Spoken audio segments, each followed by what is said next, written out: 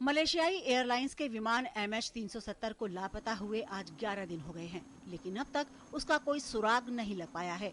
न ही ये पता चल पा रहा है कि वो कैसे लापता हुआ।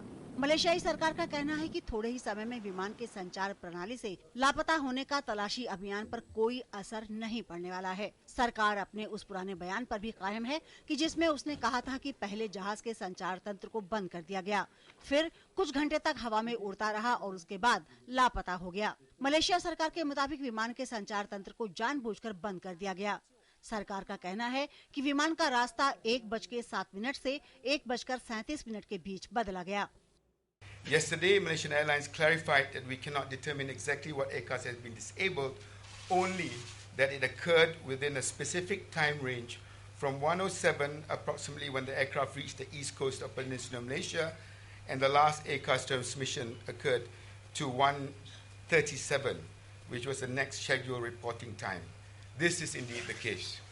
This does not change our belief, as stated, that up until the point at which it left military primary radar coverage, the aircraft's movements were consistent with deliberate action by someone on the plane.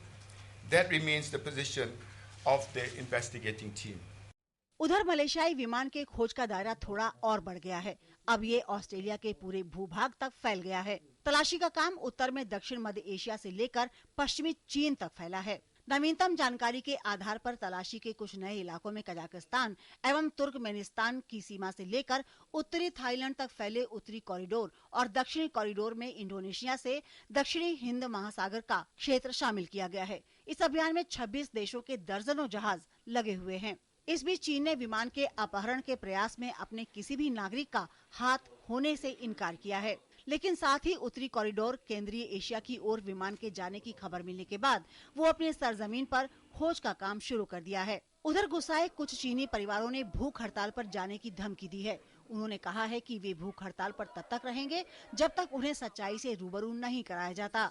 विमान के तलाशी अभियान के बीच Malaysia और चीन के साथ ही Malaysia और अमेरिका में तनाव बढ़ गया है। खबर है कि अमेरिकी अधिकारी विमान को तलाशने के मलेशियाई तरीके से नाखुश हैं।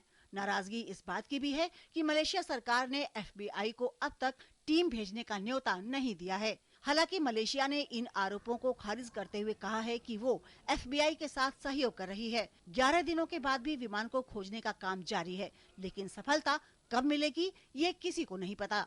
Bureau report, DD news.